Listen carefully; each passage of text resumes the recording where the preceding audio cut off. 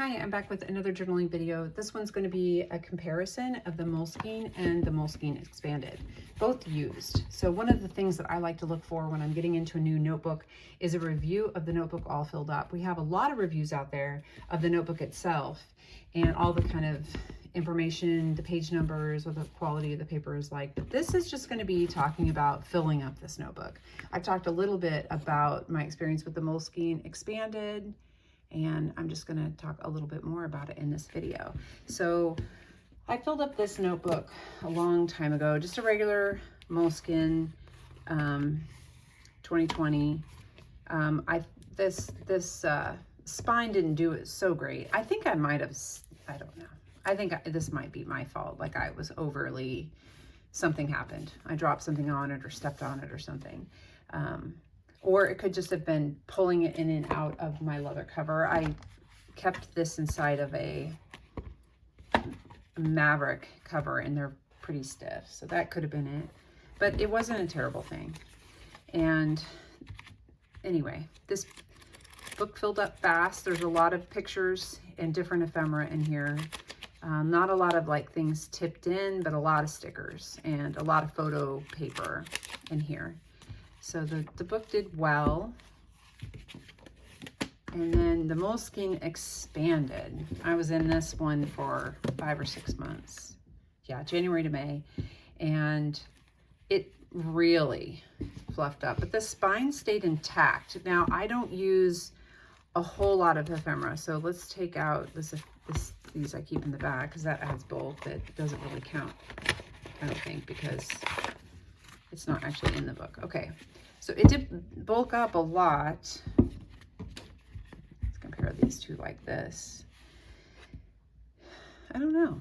A true comparison would be if I had an empty one, which I don't, because I mentioned that I'm never going to buy another Moleskine Expanded ever again to fill up myself.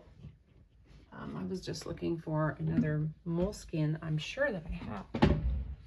So anyway, yeah, here we go. There's a regular one. I did say I wasn't going to get into the comparison of the two, but just kind of wanted to show the size there. Yeah, this one doesn't have any writing in it at all. Wow, this was such a big process. It was kind of difficult to write in the book. This spine stayed intact even though I was in it longer. You know, when you start writing in a book like this, you know, you have this big gap here. But I found that if you take, that if you take another notebook, and you know, you're writing here at the end, you can keep this, you can just put that notebook here and then keep your hand flat.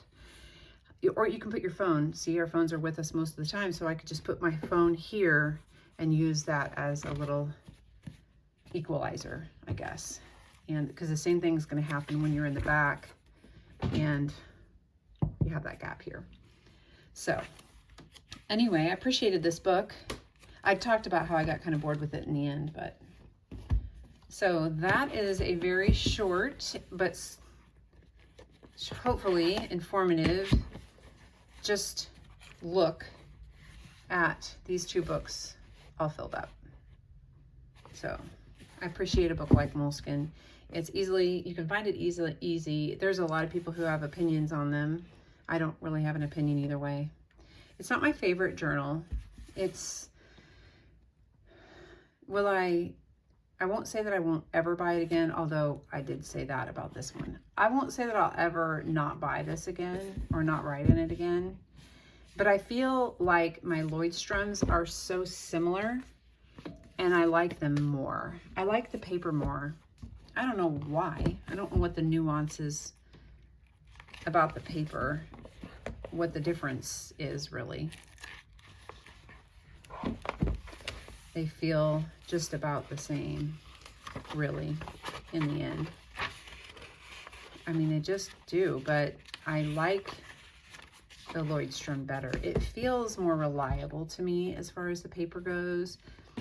And I honestly think mostly it has to do with the size. I like the A5 better than the A5 Slim.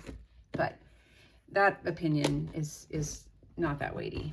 I can easily be convinced otherwise. So anyway, that is all I got as far as the Moleskine Expanded. This video was kind of random, sorry, but I just thought it might be nice for you to see these two books side by side and all filled up, and just kind of get a feel of what your book might look like. Can definitely tolerate some more ephemera if that's your thing. I've seen these really fat, so I don't know what people do to fill them up quite like that. I think it's really cool. But anyway, this is what mine look like. Thank you for watching.